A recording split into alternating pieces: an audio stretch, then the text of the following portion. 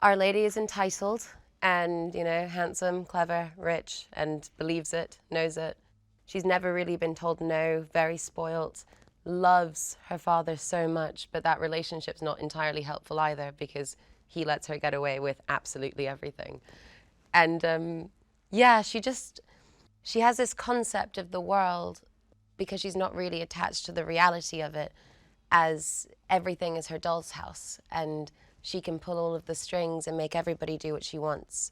And I think she's actually quite afraid of ever leaving Highbury because that's where she feels safe and she knows that she's a big fish in a little pond, so has no desire to go to London, no desire to go anywhere else, just wants to play in her pretty little world. I love her so much and I take real pride in her good moments, and when she's childish and naive, I really feel for her and I'm like, oh, Emma, you're so young, you're just so young. But no, I absolutely adore her now. It's going to be so difficult to get rid of her. I've never done a job before where I've been so aware of absolutely every single thing on my body and all of my surroundings as a way to tell the story. So if you're wearing a coat that has an incredible back, as Emma, you know she knows it's got an incredible back. So all of a sudden I'm delivering the line over my shoulder, showing the back of the coat. Do you know what I mean? It's a totally different element and a different layer to being able to tell a story. And there are definitely moments where I've kind of woken up from my dream-like state and thought, I'm in a glass carriage. Like I'm actually in a carriage made of glass, like Cinderella or something like that. And you look around and everything is so sumptuous and so beautiful. It's very important to, you know, really kind of state that it's not that it's just being directed by women, it's that it's being directed by Austen. Like, Austen is the perfect person for this movie, and going on to set every single day, she's collected a group of people that all are so sensitive, so loving, so dedicated to their job that you really feel you can go in there and try anything and you're going to have a safe environment. You know, she runs up to me when I'm feeling stressed and puts lavender oil behind my ears, or like gives me, you know, natural herbal remedies that are like brain drops or something like that. She's completely and utterly unique, and the gentleness and the love of beauty, the beauty in everybody that she has brought to this, it's unlike any film I've ever done before in my life. And I think the gentleness that she has towards Emma as well, the understanding that she has of, she's been a young woman, she's had a best friend that she was so close to but also kind of wanted to control. You know, we recognize ourselves in these characters, and in Autumn recognizing herself, I think she's allowed us to tell the story truthfully. It's all been so natural. Like, I'm not even sure I said yes to this job. Do you know what I mean? It was all just, it was going to happen. It was every single person. Like, we have so many weird coincidences on set of all of our paths have crossed before, or we have people in common, or experiences that we just share so much. This is a really fated project. Mr. Woodhouse is incredibly paranoid about absolutely everything and thinks that the plague is lurking under every flower, and she really settles him down and takes care of him and mollycoddles him in a way, but not in a way that's necessarily patronizing. I think it comes off that way sometimes, but he doesn't feel patronized by her. He just feels taken care of, which is all he wants to be. And in turn, you know, Emma twirls around in front of him in pretty dresses and he's like, oh, you're the most beautiful thing in the entire world. The scenes with Bill, whom I adore so much as a person, I could not love that man anymore if I tried. They were always really fun to do because we'd get to kind of mirror those relationships. You know, we'd get to really play with each other and take things up a whole bunch of notches, take it down, and then when you have the emotionally heartbreaking scenes that are just raw and open, because there's been all of this kind of fluff around them for a while, you just really see that the connection is just that she will never leave her father. And I think that's a very strong choice to make. what's fantastic to play from an actor's point of view, and just really fun for me in general, between Emma and Mr. Knightley, is they are the only two characters that actually match each other intellectually. So Emma's so whip smart that she just kind of steamrolls everybody. She can manipulate absolutely anyone. And Mr. Knightley is very strong in his convictions and incredibly intelligent and very morally conscious. And when the two of them come together, he's the only one brave enough to call her out and say, "You're being a brat. You know, you have done this," and they will fight till the end of time over who's right. Those scenes with Frank also are really fun, and Callum, CT, big brother for life, adore him.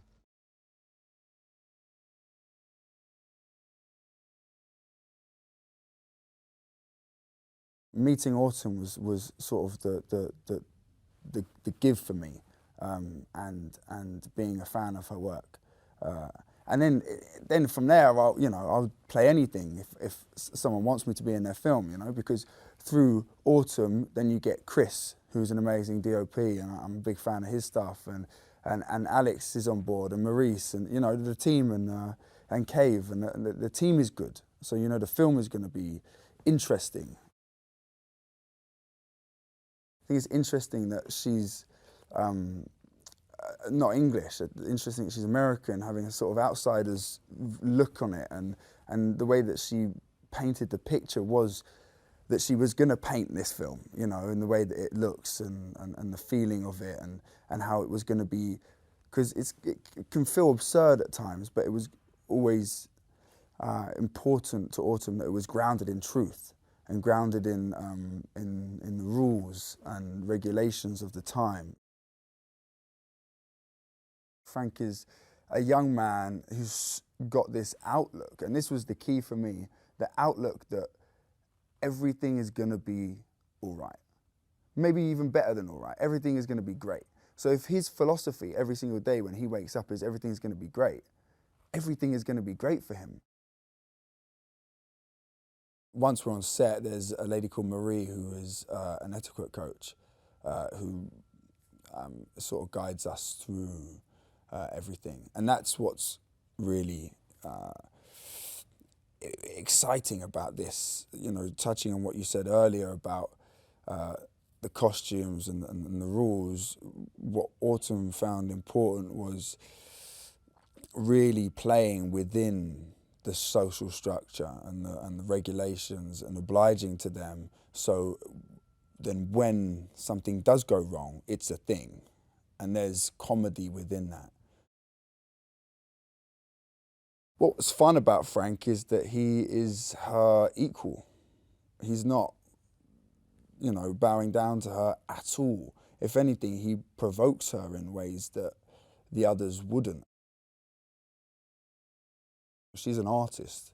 Whether it's visual first or not, there's an energy to her work, and you feel that energy every time.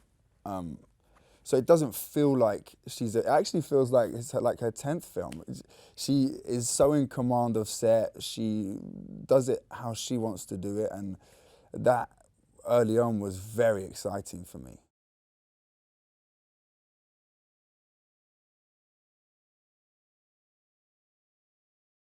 He's totally selfless in his desire for Emma to be the best version of herself, which is not in a controlling or a manipulative way, just in a kind of in a loving way, and so that's really cool, I think. And yeah, there's all these slightly ridiculous characters around, and he has to be this kind of pole of morality, and he's the highest status person in the village because he's got the biggest pile of bricks. But he doesn't. But he wears it lightly. He's not a pompous person. In fact, the people who have less and want more, those are the people who are slightly more garish or whatever in the story. So, yeah, he's a likable chap. I think something that's helped with this adaptation is it's highly stylized and very, very funny, I think. And each character is treated as on their own kind of mission. It's not all painted in the same kind of period, you know, this kind of soupy sort of romantic thing. They're each really motivated with their own journey, and it's very funny, and there's something super heightened about the style of the storytelling, and that's how the novel reads when you read it. It's really it's very quirky. It's an Autumn to Wilde, you know, but it is a very kind of oddball. It's definitely been inspired by a lot of screwball comedy, which she loves, and but yeah, each character is really motivated, and I think when you put them all together in a room, something really amazing happens, and the actors that she's cast have brought so much to that, I think. Yeah, it was really fun doing all the group scenes, these kind of whirlwind comedic moments, which I've never really done anything like that in film before, so it was really fun to be with people like Bill Nighy and Miranda, Hart and all those guys. It was great. It's just brilliantly written and brilliantly directed, and the way we rehearsed the scenes, and we spent a long time rehearsing each scene to get it, you know, perfect, and the ideas that Autumn had were just brilliant in terms of the misinformation travelling around, and she loves that, you know, anything that's awkward we kept in and we accentuated, and that's to do with the manners of the time as well. There's a lot of room for things kind of going wrong, basically, and people saying the wrong thing, and so that's what we were playing with, and I think that's what probably makes it different from other period dramas, or certainly period comedies. I'm with Jane Austen on Emma. You know, I think she's fantastically flawed at the start of the story, and the first sentence describes her in quite an unlikable way. You know, handsome, clever, and rich, and you think, oh well, she's not going to be my friend. You know, she sounds really precocious, and you meet her, and she is, and she's worse than you think,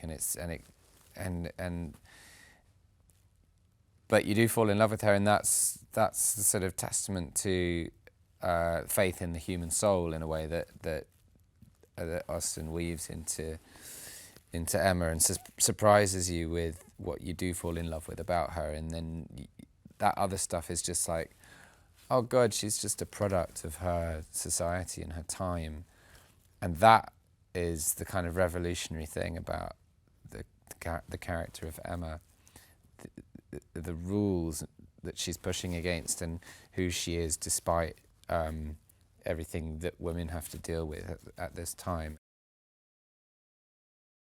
I love Emma, and the way Anya played her in this film is, I think, totally amazing, with a real naughtiness and darkness that I've never seen in an adaptation before. So I think it's yeah, and very, very funny, and super bright, which is what she has to be, super snappy, and carelessly sort of judgmental at times, and you must, as the audience, you must experience those sort of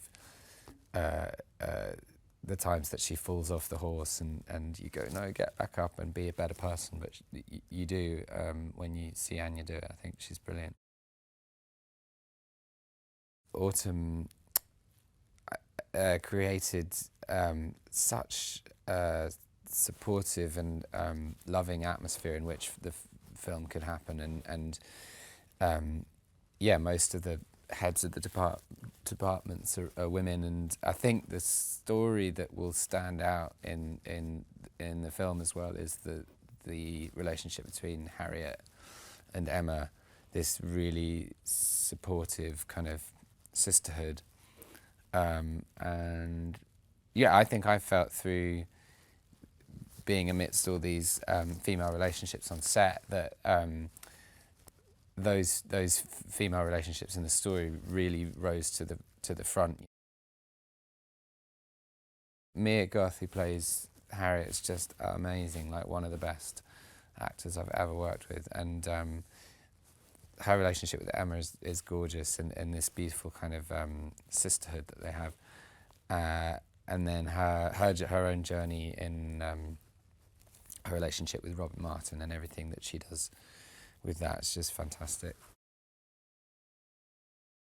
It felt really important to be working for a female director and to be led by a woman in the cast as well, and to have that female friendship in the middle of it. It's yeah, people kept saying to me, "Oh, you're the romantic, you're the guy," and I'm like, "Well, no, actually, I'm really just like this kind of bystander in all these fantastic relationships." And so it's not that kind of story, which is great.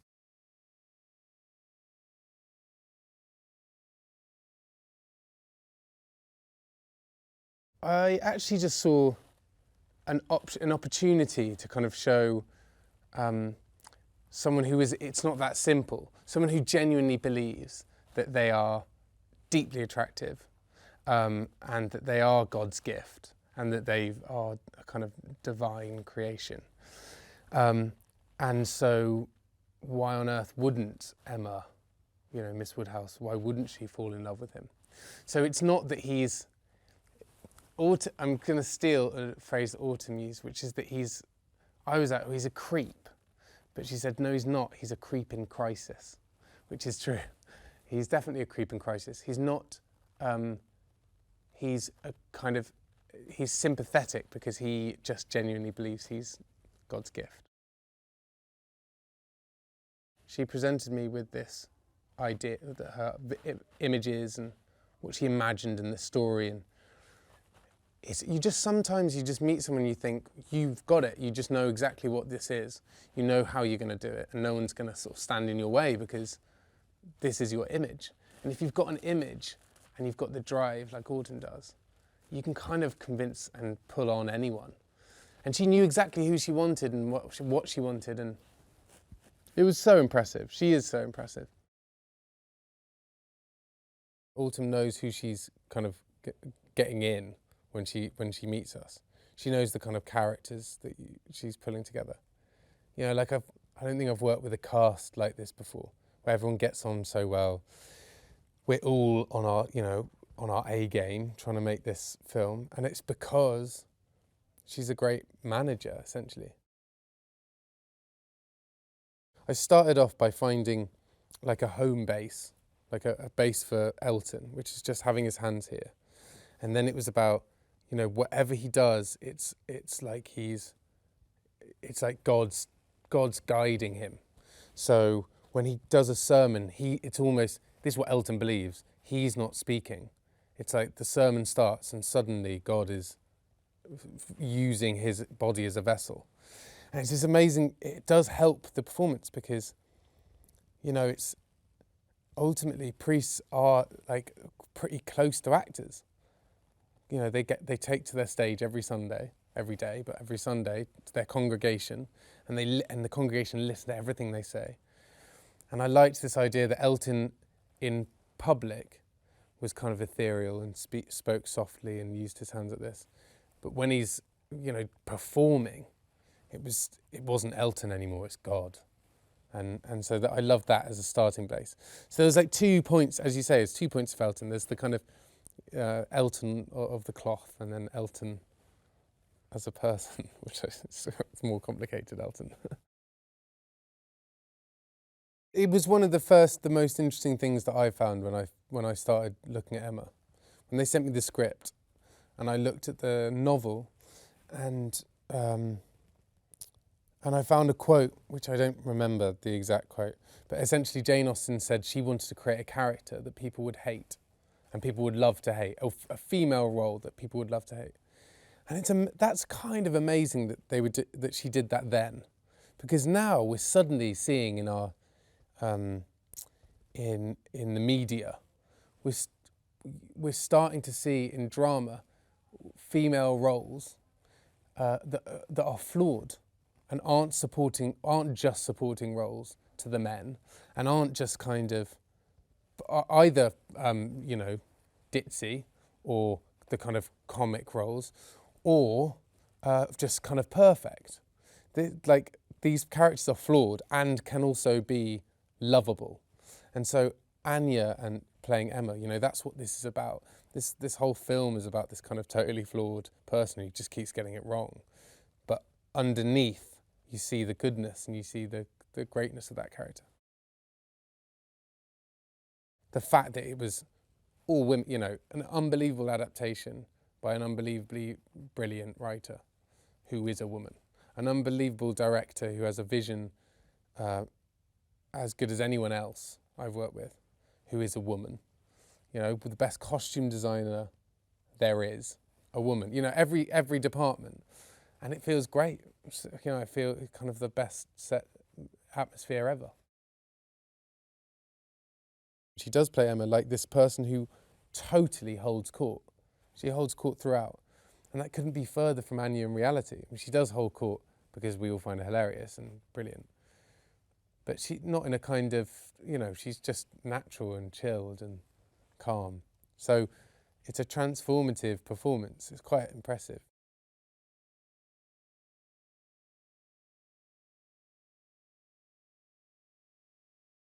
It's amazing working with a director who's from a visual background for me, because she just wanted to create a totally beautiful and unique version of Emma. So it makes my life a lot easier, to be honest, because her understanding of colour and space and proportion and everything is there already.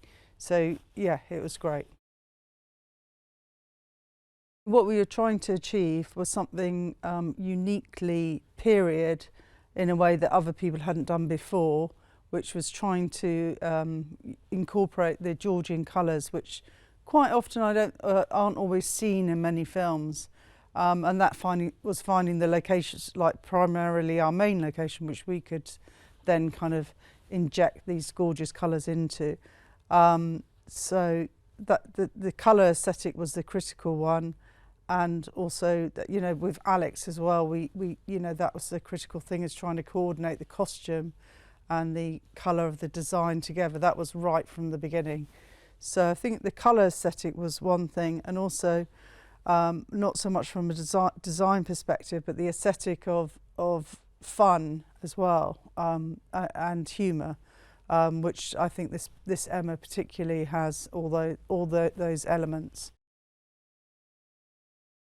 The major task when we were finding the locations was finding Emma's house, Hartfield, and we had to find Helen, who's our location manager, Helen Lensner. She had to try and find a property that hadn't been used too much before, one which we could embrace the colour as, like could decorate rooms basically, which is incredibly difficult because a lot of these properties are National Trust, you can't touch them.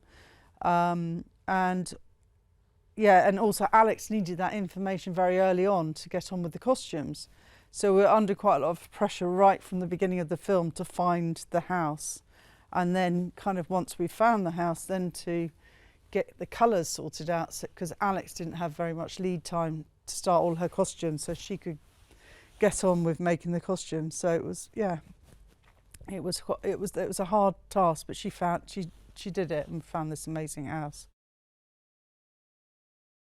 What was amazing about Fell Place is that it is a Tudor house with sort of Georgian Baroque building added onto it. And since that period, they haven't really changed the house radically. There's no Victorian additions. It's pretty much preserved as it was, in the late 18th century. So, and then the family who owned the house, they were very, and the trust who owned the house, it's a family and it's in trust, were very, very excited about us coming here. And I was very nervous because, okay, we got our foot in the door, they were interested in us filming there, but what were they going to say if I said, could I change the colour of this, can I do that there? And they were absolutely incredible. When we were choosing the locations, the symmetry aspect of how Autumn and Chris were going to make this piece look like.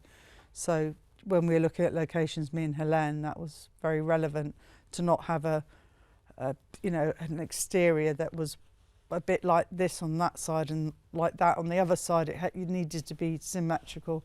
The best example, I think, is Mrs. Goddard's school, which has got the perfect kind of symmetry, symmetrical frontage, you know, which embodied everything that they wanted to do. So it was really exciting, yeah. I mean, it was a challenge, but I like a challenge. At the time when we were all crewing up and everybody was a woman, I realised that the film seemed to be very straightforward. Everything, I mean, no deference to men or anything, but it was just like everything seemed to slot into place very quickly. There seemed to be a kind of, you know, there's a brothership, if you forgive the word, you know, sistership with women. I think where things just, it very naturally came together. And I think that really, then there's a lot of harmony was the other thing. Everything was very harmonious, and I think we all got on, well, we did get on very, very well. And it just made for things being a lot smoother. And I think it's really, I think it's a real, if this film is fantastic, which I think it's going to be, I think it's a really good reflection on how all these different elements of female creativity can come together and produce something amazing. It's a story defined by one name, but it's about many, many different characters, which I think Autumn and Ellie, the writer, have made kind of work brilliantly, and Autumn's made it come to life. And also the other key thing, I think that Autumn, apart from her incredible eye and eye for beauty, is that she's brought in this extra element of humour, which is going to really, really kind of set it above everything else.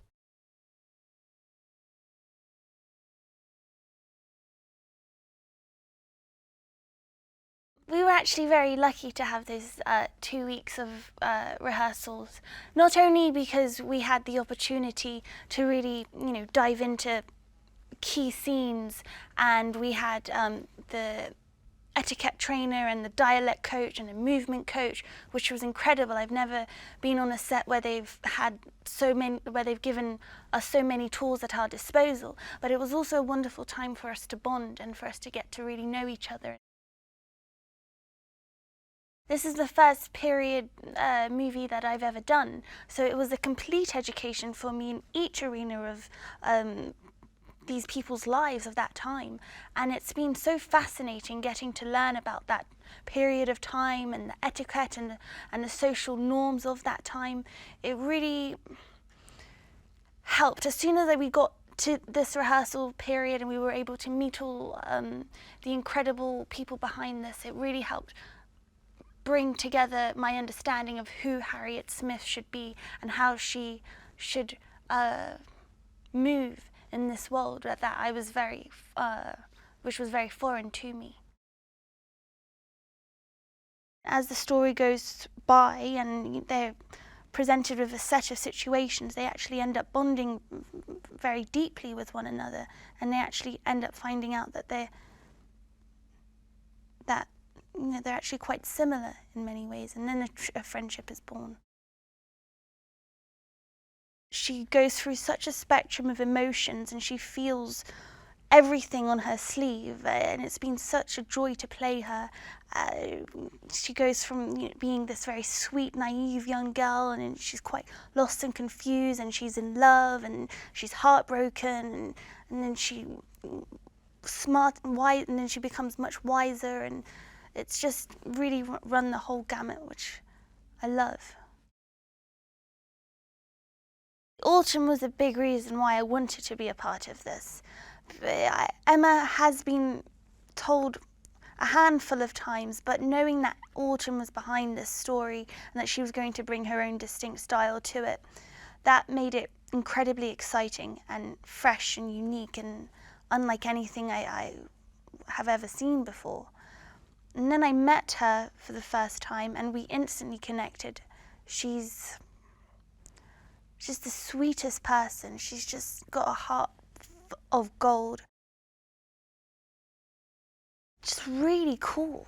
She's like such an awesome person to be around. Like she has like her sense of style and her taste and her eye for detail.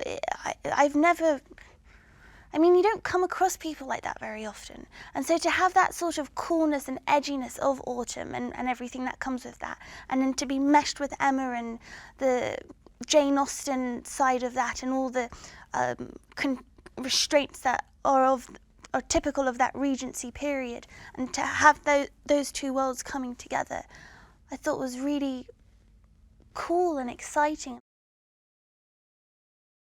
When you look at all the female characters in Emma, I think when it was told through a male lens, they kind of minimise the roles of the other characters in a way, or belittle them and put them in specific pigeonholes that was easy to categorise. But Autumn hasn't done that in any sense of the word, and she's completely embraced each and every single character and given them its own life and their own stories and their own backstories. And as a result of that, everyone from Harriet to Jane Fairfax to Mrs. Bates, they're all like these really multifaceted, complex, juicy characters, and overall it just makes for a much more interesting and a story that you're much more invested in whilst watching. This is the first period film that I've been a part of, and I've always wanted to do one. And one of the main reasons was because I've always been such a fan of the costumes and the hair that is involved in it. And our costume designer, Alex Byrne, is absolutely incredible. She is an artist. Her eye for detail and how she's able to compose outfits together is extraordinary.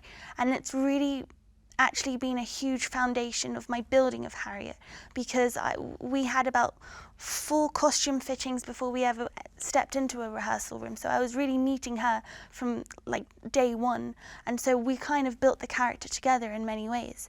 And she was instrumental in my understanding of Harriet and who she is in that world, and how a young girl of that time would carry herself. In many ways, I feel like we've been preparing for this role since we first met, which was like back in 2016, I think. And we instantly connected with one another, and we have been friends since we wrapped that movie, and we really just have a special understanding of one another, and I think the world of her, and I think she's a terrific actress.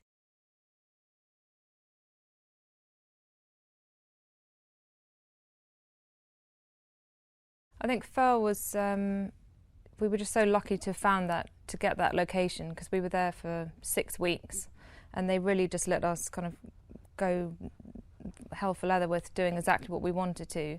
And quite often when you work on location, you're so limited by what you can paint and what you can wallpaper, and it's full of precious furniture, and you know there's certain things you can or can't move. But the Lord and Lady of the house were just so excited by the whole project, and really let us kind of do whatever we wanted. So we just went for it.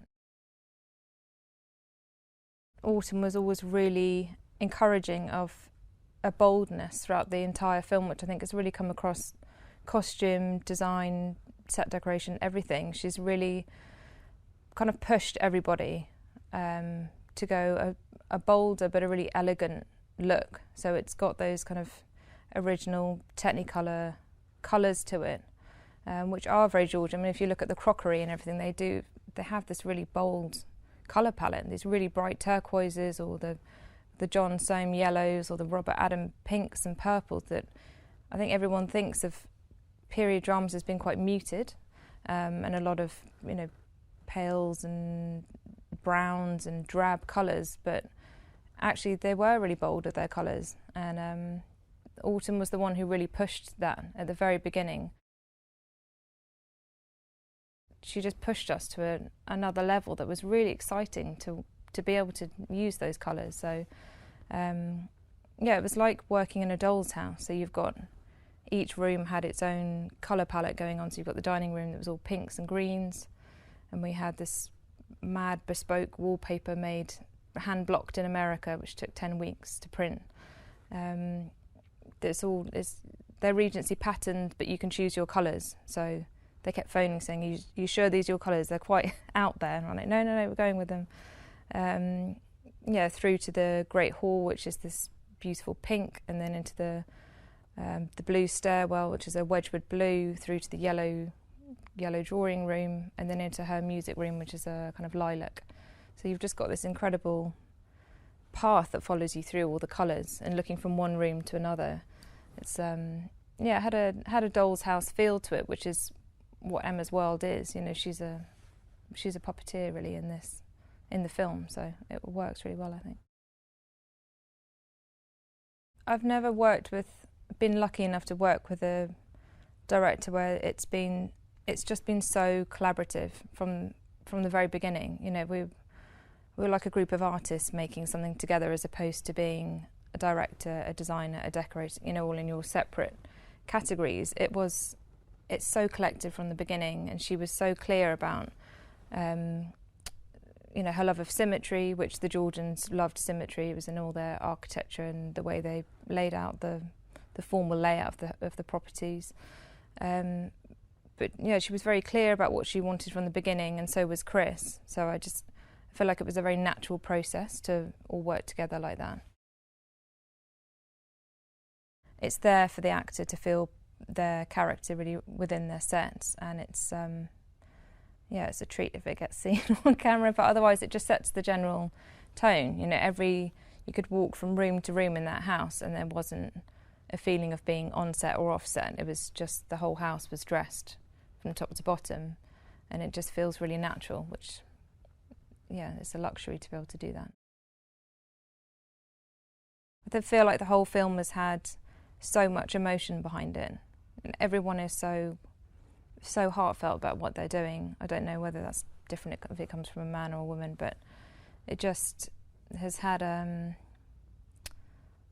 don't know, I feel like everyone's really being so connected to the story, the film, the book, the characters. It's just, yeah, it's a collective of women with very strong ideas, very bold ideas, and we've all just worked incredibly well together.